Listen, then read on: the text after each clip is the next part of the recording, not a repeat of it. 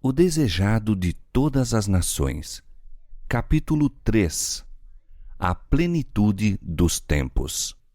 Vindo a plenitude dos tempos, Deus enviou seu Filho para remir os que estavam debaixo da lei, a fim de recebermos a adoção de filhos.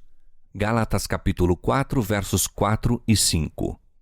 A vinda do Salvador foi predita no Éden. Quando Adão e Eva ouviram pela primeira vez a promessa, aguardavam-lhe o pronto cumprimento. Saudaram alegremente seu primogênito na esperança de que fosse o libertador. Mas o cumprimento da promessa demorava. Aqueles que primeiro a receberam morreram sem o ver. Desde os dias de Enoque, a promessa foi repetida por meio de patriarcas e profetas, mantendo viva a esperança de seu aparecimento, e todavia ele não vinha. A profecia de Daniel revelou o tempo de seu advento, mas nem todos interpretavam corretamente a mensagem. Século após século se passou. Cessaram as vozes dos profetas. A mão do opressor era pesada sobre Israel e muitos estavam dispostos a exclamar: prolongar-se-ão os dias e perecerá toda a visão. Ezequiel 12, 22. Mas como as estrelas do vasto circuito de sua indicada órbita, os desígnios de Deus não conhecem adiantamento nem tardança. Mediante os símbolos da grande escuridão e do forno fumegante, Deus revelara a Abraão a servidão de Israel no Egito e declarara que o tempo de sua peregrinação seria de 400 anos. Sairão depois com grandes riquezas. Gênesis 15, 14. Contra essa palavra, todo o poder do orgulhoso império de Faraó batalhou em vão. Naquele mesmo dia, indicado na promessa divina, todos os exércitos do Senhor saíram da terra do Egito. Êxodo 12, 41. Assim, nos divinos conselhos fora determinada a hora da vinda de Cristo. Quando o grande relógio do tempo indicou aquela hora, Jesus nasceu em Belém. Vindo a plenitude dos tempos, Deus enviou seu Filho. A providência havia dirigido os movimentos das nações e a onda do impulso e influência humanos até que o mundo se achasse maduro para a vinda do libertador. As nações estavam unidas sob o mesmo governo. Falava-se vastamente uma língua, a qual era por toda parte reconhecida como a língua da literatura. De todas as terras, os judeus da dispersão reuniam-se em Jerusalém para as festas anuais. Ao voltarem para os lugares de sua peregrinação, podiam espalhar por todo o mundo as novas da vinda do Messias. Por essa época, os sistemas pagãos iam perdendo o domínio sobre o povo. Os homens estavam cansados de aparências e fábulas. Ansiavam uma religião capaz de satisfazer a alma. Conquanto a luz da verdade parecesse afastada dos homens, havia almas ansiosas de luz, cheias de perplexidade e dor. Tinham sede do conhecimento do Deus vivo, da certeza de uma vida para além da campa. À medida que Israel se havia separado de Deus, sua fé se enfraquecera e a esperança deixara, por assim dizer, de iluminar o futuro. As palavras dos profetas eram incompreendidas. Para a massa do povo, a morte era um terrível mistério. Para além, a incerteza e as sombras. Não era só o pranto das mães de Belém, mas o clamor do grande coração da humanidade que chegou ao profeta através dos séculos, a voz ouvida em Ramá, lamentação, choro e grande pranto.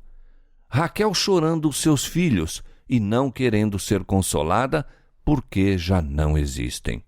Mateus 2:18. Na região da sombra da morte, sentavam-se os homens sem consolação. Com olhares ansiosos, aguardavam a vinda do libertador, quando as trevas seriam dispersas e claro se tornaria o mistério do futuro. Fora da nação judaica, houve homens que predisseram o aparecimento de um instrutor. Esses homens andavam em busca da verdade e foi-lhes comunicado o espírito de inspiração.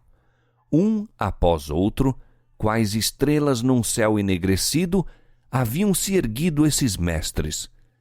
Suas palavras de profecia despertaram a esperança no coração de milhares no mundo gentil. Fazia séculos que as Escrituras haviam sido traduzidas para o grego, então vastamente falado no Império Romano. Os judeus estavam espalhados por toda a parte e sua expectação da vinda do Messias era, até certo ponto, partilhada pelos gentios. Entre aqueles a quem os judeus classificavam de pagãos, encontravam-se homens que possuíam melhor compreensão das profecias da Escritura relativas ao Messias do que os mestres de Israel. Alguns o esperavam como libertador do pecado. Filósofos esforçavam-se por estudar a fundo o mistério da organização dos hebreus. A hipocrisia destes, porém, impedia a disseminação da luz. Com o fito de manter a separação entre eles e as outras nações, não se dispunham a comunicar o conhecimento que ainda possuíam quanto ao serviço simbólico. Era preciso que viesse o verdadeiro intérprete. Aquele a quem todos esses tipos prefiguravam devia explicar o sentido dos mesmos. Por meio da natureza, de figuras e símbolos, de patriarcas e profetas, Deus falara ao mundo. As lições deviam ser dadas à humanidade na linguagem da própria humanidade. O mensageiro do concerto devia falar. Sua voz devia ser ouvida em seu próprio templo. Cristo tinha de vir para proferir palavras que fossem claras e positivamente compreendidas. Ele, o autor da verdade, devia separá-la da palha das expressões humanas que a haviam tornado de nenhum efeito. Os princípios do governo de Deus e o plano da redenção deviam ficar claramente definidos. As lições do Velho Testamento precisavam ser plenamente apresentadas aos homens. Havia entre os judeus ainda algumas almas firmes, descendentes daquela santa linhagem através da qual fora conservado o conhecimento de Deus. Estes acalentavam a esperança da promessa feita aos pais. Fortaleciam a fé, repousando na certeza dada por intermédio de Moisés. O Senhor vosso Deus vos suscitará um profeta dentre vossos irmãos, semelhante a mim.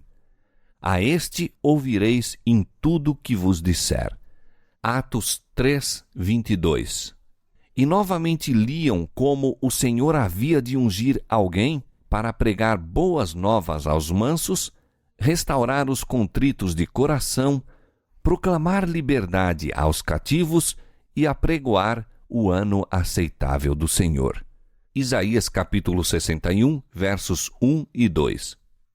Liam como ele havia de estabelecer a justiça sobre a terra, como as ilhas aguardariam a sua doutrina, como os gentios andariam à sua luz e os reis ao resplandor que lhe nascera. Isaías capítulo 42, verso 4 e capítulo 60, verso 3. As derradeiras palavras de Jacó os enchiam de esperança. O cetro não se arredará de Judá, nem o legislador dentre seus pés, até que venha Siló. Gênesis 49, 10. O enfraquecido poder de Israel testemunhava que a vinda do Messias estava às portas. A profecia de Daniel pintava a glória do seu reino sobre um domínio que sucederia a todos os impérios terrestres. E disse o profeta: subsistirá para sempre. Daniel 2:44. Ao passo que poucos entendiam a natureza da missão de Cristo, era geral a expectativa de um poderoso príncipe que havia de estabelecer seu reino em Israel e que viria como um libertador para as nações. Chegara a plenitude dos tempos. A humanidade, tornando-se mais degradada através dos séculos de transgressão, pedia a vinda do Redentor. Satanás estivera em operação para tornar intransponível o abismo entre a terra e o céu. Por suas falsidades, tornara os homens atrevidos no pecado. Era seu desígnio esgotar a paciência de Deus e extinguir-lhe o amor para com os homens, de maneira que ele abandonasse o mundo à satânica jurisdição. Satanás estava procurando vedar ao homem o conhecimento de Deus, desviar-lhe a atenção do templo divino e estabelecer seu próprio reino. Dir-se-ia coroada de êxito sua luta pela supremacia. É verdade que em toda geração Deus tem seus instrumentos. Mesmo entre os gentios, havia homens por meio dos quais Cristo estava operando para elevar o povo de seu pecado e degradação. Mas esses homens eram desprezados e aborrecidos. Muitos deles haviam sofrido morte violenta. A escura sombra que Satanás lançara sobre o mundo tornara-se cada vez mais densa. Por meio do paganismo, Satanás desviara por séculos os homens de Deus, mas conseguira seu grande triunfo ao perverter a fé de Israel. Contemplando e adorando suas próprias concepções, os gentios haviam perdido o conhecimento de Deus, tornando-se mais e mais corruptos. O mesmo se deu com Israel. O princípio de que o homem se pode salvar por suas próprias obras e que jaz à base de toda a religião pagã, tornara-se também o princípio da religião judaica. Implantara-o Satanás. Onde quer que seja mantido, os homens não têm barreira contra o pecado. A mensagem de salvação é comunicada aos homens por intermédio de instrumentos humanos, mas os judeus haviam procurado monopolizar a verdade, que é a vida eterna. Entesouraram o vivo maná que se corrompera.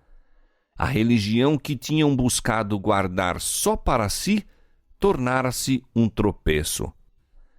Roubavam a Deus de sua glória e prejudicavam o mundo por uma falsificação do Evangelho. Haviam recusado entregar-se a Deus para a salvação do mundo e tornaram-se instrumento de Satanás para sua destruição. O povo a quem Deus chamara para ser a coluna e fundamento da verdade, transformara-se em representante de Satanás. Faziam a obra que este queria que fizesse, seguindo uma conduta em que apresentavam mal o caráter de Deus, fazendo com que o mundo o considerasse um tirano. Os próprios sacerdotes que ministravam no templo haviam perdido de vista a significação do serviço que realizavam. Deixaram de olhar para além do símbolo àquilo que ele significava. Apresentando as ofertas sacrificais, eram como atores num palco. As ordenanças que o próprio Deus indicara tinham se tornado o meio de cegar o espírito e endurecer o coração. Deus não poderia fazer nada mais pelo homem por meio desses veículos. Todo o sistema devia ser banido. O engano do pecado atingira sua culminância. Todos os meios para depravar a alma dos homens haviam sido postos em operação. Contemplando o mundo, o Filho de Deus viu sofrimento e miséria. Viu, com piedade, como os homens se tinham tornado vítimas da crueldade satânica. Olhou compassivamente para os que estavam sendo corrompidos, mortos, perdidos. Estes tinham escolhido um dominador que os jungia a seu carro como cativos. confundidos e enganados, avançavam em lúgubre procissão rumo à ruína eterna, para a morte em que não há nenhuma esperança de vida, para a noite que não tem alvorecer. Agentes satânicos estavam incorporados com os homens. O corpo de criaturas humanas, feito para a habitação de Deus, tornara-se morada de demônios. Os sentidos, os nervos, as paixões, os órgãos dos homens eram por agentes sobrenaturais levados a condescender com a concupiscência mais vil. O próprio selo dos demônios se achava impresso na fisionomia dos homens. Esta refletia a expressão das legiões do mal de que se achavam possessos. Eis a perspectiva contemplada pelo Redentor do mundo. Que espetáculo para a infinita pureza! O pecado se tornara uma ciência e era o vício consagrado como parte da religião. A rebelião deitara profundas raízes na alma e violenta era a hostilidade do homem contra o céu. Ficara demonstrado perante o universo que, separada de Deus, a humanidade não se podia erguer. Novo elemento de vida e poder tinha de ser comunicado por aquele que fizera o mundo. Com intenso interesse, os mundos não caídos observavam para ver Jeová levantar-se e assolar os habitantes da terra. E fizesse Deus assim, Satanás estaria pronto a levar a cabo seu plano de conquistar a aliança dos seres celestiais. Declarara ele que os princípios de Deus tornavam impossível o perdão. Houvesse o mundo sido destruído, e teria pretendido ser injustas as suas acusações. Estava disposto a lançar a culpa sobre o Senhor e estender sua rebelião pelos mundos em cima. Em lugar de destruir o mundo, porém, Deus enviou seu Filho para o salvar. Embora se pudessem, por toda parte do desgarrado domínio, ver corrupção e desafio, foi movido um meio para resgatá-lo. Justo no momento da crise, quando Satanás parecia prestes a triunfar, veio o Filho de Deus com a embaixada da graça divina. Através de todos os séculos, de todas as horas, o amor de Deus se havia exercido para com a raça caída. Não obstante a perversidade dos homens, os sinais da misericórdia tinham sido constantemente manifestados. E ao chegar à plenitude dos tempos, a divindade era glorificada derramando sobre o mundo um dilúvio de graça vivificadora, o qual nunca seria impedido nem retido enquanto o plano da salvação não se houvesse consumado. Satanás rejubilava por haver conseguido rebaixar a imagem de Deus na humanidade. Então veio Cristo, a fim de restaurar no homem a imagem de seu Criador. Ninguém, senão Cristo, pode remodelar o caráter arruinado pelo pecado. Veio para expelir os demônios que haviam dominado a vontade. Veio para nos erguer do pó, reformar o caráter manchado, segundo o modelo de seu divino caráter, embelezando-o com sua própria glória.